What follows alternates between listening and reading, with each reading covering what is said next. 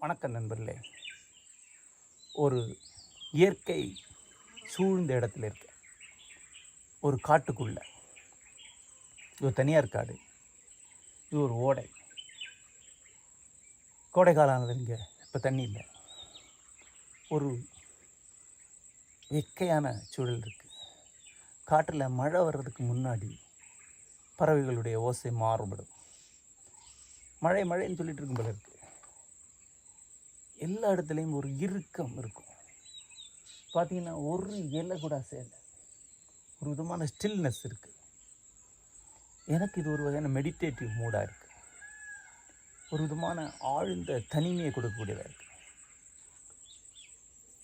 தியானம் பண்ண கொடுக்கக்கூடியதாக இருக்குது. நான் தியானம் பண்ண நேச்சர் என் கூட தியானம் பண்ணுது. ஆல்ரெடி இயற்கை தியானத்தில் இருக்குது. அதோடு நான் இணைந்து கொள்ள வேண்டியது தான் பாக்கி. இயற்கை தியானம் ஒன்று உண்டு. பிரகிருதி யோகம் என்றதற்கு பெயர். அது சாங்கிய தரிசனத்தின் ஒரு கிளையாகிய பதஞ்சலி யோகத்துடைய முந்தின வடிவம் என்று சொல்வார்கள். இயற்கை யோகம் என்றால் இயற்கையுடன் ஒன்றி இருத்தல், அவ்வளோதான். ஏன் இயற்கையோடு ஒன்றி இருக்க முடியலன்னா, நான் என்கிற உணர்வு நமக்கு இருக்குது. அகம் என்ற உணர்வு இருக்குது. அகங்காரம் என்று சொல்கிறாங்க. நான் இங்கே இருக்கேன், இப்படி இருக்கேன். நானும் இயற்கையும் இருக்கும். எனக்கு பாஸ்ட் இருக்குது, ஃப்யூச்சர் இருக்குது, ப்ரெசன்ஸ் அதை விட அதிகமாக இருக்குது. இந்த நான் உணர்வு இந்த இயற்கையை அறிய முடியாமல் நம்மளை தடுக்குது. ஒரு இயற்கை சூழ்ந்த இடத்துக்கு நாம் போனோம்னா முதல்ல அந்த இயற்கை நம்மளை அப்படி ஆக்கிரமிக்குது. அப்போ என்ன நடக்குது? நாம் இல்லாமல் இயற்கை மட்டும்தான் இருக்குது. அதான் நான் என்னையே மறந்துட்டேன், எங்கே இருக்கேன்னே தெரியல, மறந்துட்டேன் அப்படி நம்ம சொல்கிறோம். ஆனால் ஒரு 30 செகண்ட்ஸ் 1 மினிட் அது இருக்கும். உடனே நினைவு திரும்புது. இது எந்த இடம்? ஒரு ஃபோட்டோ எடுத்து வாட்ஸ்அப்பில் போட்டால் என்ன, ஃபேஸ்புக்கில் ஒரு என்ட்ரி போட்டால் என்ன, என்னென்னமோ தாட்ஸ் வந்துடுது. திரும்பி போகிறத பற்றி வருது. டைம் என்னாச்சுன்னு வருது. இந்த இடம் அழகாக இருக்குது அப்படின்னு வருது. ஓ சூப்பர் இடம் அப்படின்னு சொன்னாலே நம்ம செல்ஃப் வந்துடும். அந்த 30 செகண்ட்ஸ் அல்ல 1 மினிட்டை ஒரு 20 நிமிஷமாக நீட்டிக்க முடிஞ்சால் அதுக்கு பேர் தான் இயற்கை யோகம், பிரகிருதி யோகம். அதில் யோகங்கிற வார்த்தை இருக்கு இல்லையா, அது என்னது? யோகம்னா யுஜ்ஜுங்கிற தாது அதுலேருந்து வந்தது. யுஜ்ஜு தான் என்னுடைய வேர்ச்சொல். யுஜ்ஜுன்னா இணைதல்னு அர்த்தம், ஒருங்கிணைதல்னு அர்த்தம். எதனுடைய ஒருங்கிணைதல்? சாங்கிய தரிசனத்தின்படி இங்கே என்னென்ன இருக்குது அப்படின்னா, பிரகிருதி இருக்குது, இங்கே பாறை இருக்குது. பாறை இயற்கை. பிரகிருதிக்கு சரியான டிரான்ஸ்லேஷன் இயற்கை. பிரகிருதி என்றால் இயல்வது, இயற்கை என்றால் இயல்வது, இயற்கை. இந்த கல் மண் எல்லாம் சேர்ந்து இயற்கை. ஒட்டுமொத்தமாக கல் மண் மரம் செடிகள் கொடிகள் எல்லாம் சேர்ந்து இயற்கை. இந்த இயற்கை அவ்வளோத்தையும் தொகுத்துக்கிட்டே போனால் என்ன வரும்? பிரபஞ்சத்தில் அவ்வளோத்தையும் தொகுத்த என்ன வரும்? பால் வழிகள், கேலக்சிஸ், மில்கி வேஸ் எல்லாத்துலேயும் ஒன்றா சேர்த்தா அது மூல பிரகிருதி, ஆதி இயற்கை, ஒட்டுமொத்தமான இயற்கை, மூல பிரகிருதி.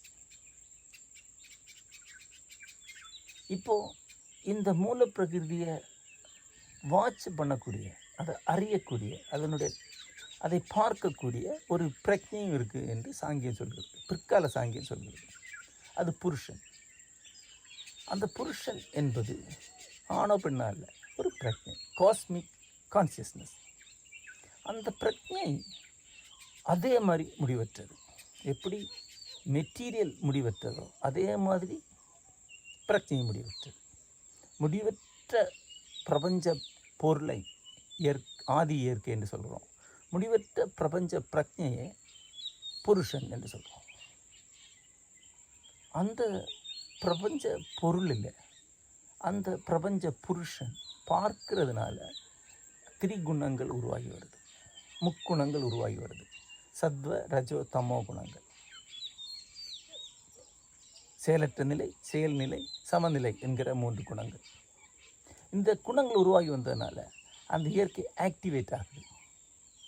அது செயல் துடிப்பு கொண்டதாகுது. அது பிரிஞ்சு பிரிஞ்சு பிரிஞ்சு பிரிஞ்சு பிரிஞ்சு பிரிஞ்சு பிரிஞ்சு பிரிஞ்சு பிரிஞ்சு பால் வழிகளாக பிரிஞ்சு, கேலக்சிகளாக பிரிஞ்சு, அதுக்கப்புறம் கோளங்களாக பிரிஞ்சு, அதுக்கப்புறம் இயற்கையாக பிரிஞ்சு, இயற்கையில் கல் மண் உயிர்கள் மாறி ஜெயமோகனாகவும், ஜெயமோகனோட வேட்டியாகவும், இந்த பாறையாகவும் செடியாகவும் தனித்தனியாக மாறிடுச்சு. இப்படி ஒவ்வொன்று தனித்தனியாக மாறும்போது ஒவ்வொன்றுலேயும் அந்த புருஷனுடைய அந்த பிரபஞ்ச பிரஜையோட ஒரு துளி இருக்குது. இப்போ எனக்குள்ளே ஒரு பிரபஞ்ச துளி இருக்குது, பிரபஞ்ச பிரஜைன்னு ஒரு சிறு துளி இருக்குது. அந்த துளி தான் இந்த இயற்கையை பார்த்துட்டு. பாக்டீரியாவில் இருந்து அது பார்க்குது, வைரஸில் இருந்து அது பார்க்குது, பூச்சி புழு எல்லாத்துலேருந்தும் பார்க்குது. புருஷன் உயிர்த்துளிகளில் இருந்து கொண்டு பிரபஞ்சத்தை பார்த்துட்ருக்கான்.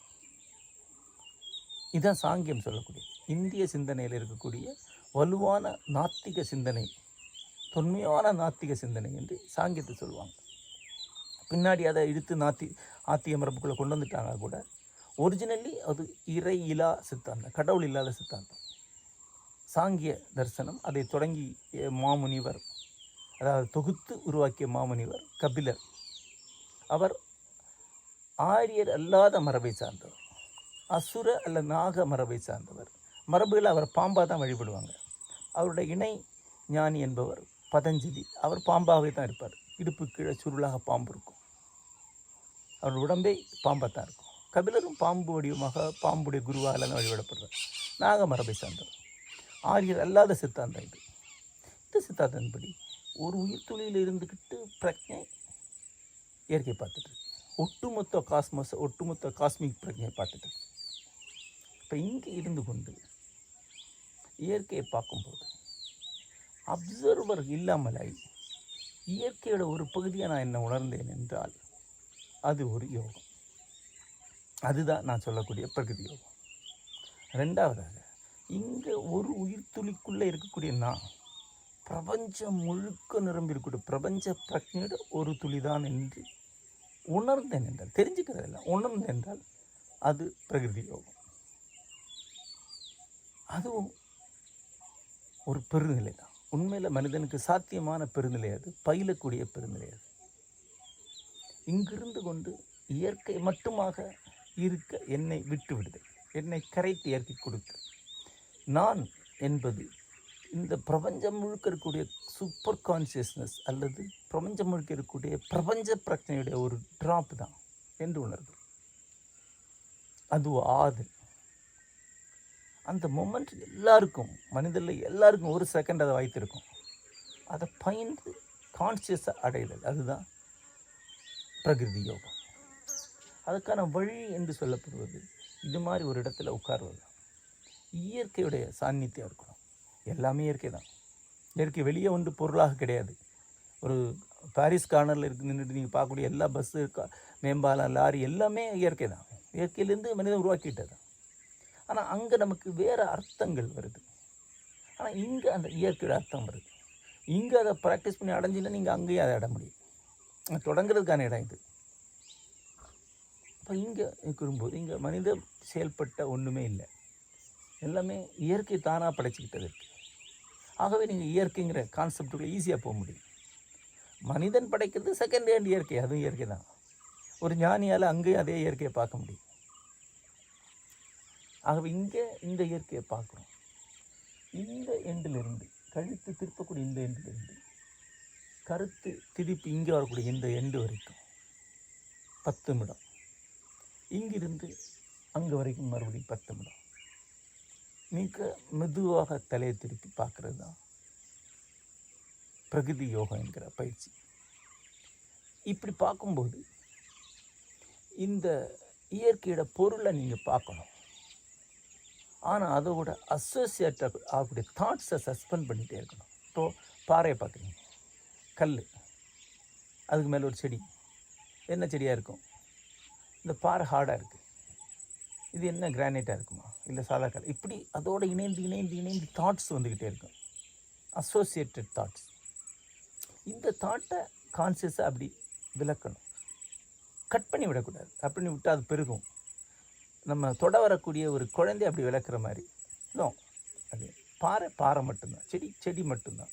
செடிக்கான பெயர், பாறைக்கான பெயர், பாறைக்கான பயன், செடிக்கான பயன், செடிக்கும் பாறைக்கான உறவு, செடிக்கும் எனக்கான நினைவு, செடியோடு எனக்கு இணைப்பான நினைவுகள் எதுவுமே அசோசியேட் ஆகக்கூடாது. எந்த அசோசியேஷனும் இல்லாமல் இதை பார்க்க பழகணும், அவ்வளோதான். அசோசியேஷனை கழட்டி விட்டு வெறுமே இதை பார்க்க பழகிட்டே இருக்கணும். அது கஷ்டம், மனசை ரத்து பண்ண முடியாது. மனம் அந்த பொருள் மேலே படிஞ்சுக்கிட்டே இருக்கும்.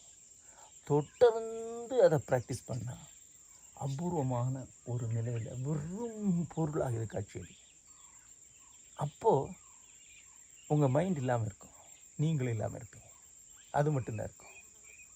அப்போ நீங்கள் ஒரு கணம், சில கணங்கள், சில நிமிடங்களை பெருக்கி இயற்கை மட்டுமே உண்டு, நீங்கள் இல்லைங்கிற ஒரு பெருநிலை அடைவீங்க. அதுதான் பிரகிருதி யோகம் என்று பேர். ஒரு கற்பனை உள்ள கலைஞனுக்கான சரியான தியான முறை இது. என்னோடய ஆசிரியர் நித்திய சேதன் எழுதிட்ட எனக்கு யோகம் தியானம் எல்லாம் சொல்லிக் கொடுங்க என்று கேட்டபோது எனக்கு அவர் பயிற்றுவித்த வழிகாட்டிய தியான முறை இதுதான். நீ கலைஞன், நீ எழுத்தாளர், உனக்கான தியான முறை இது, கண்களை திறந்து வைத்த தியான முறை என்று அவர் எனக்கு சொன்னார். கலை, இலக்கியம், கற்பனை ஆகியவற்றில் உள்ளவங்களுக்கான வழிமுறை இது. நன்றி.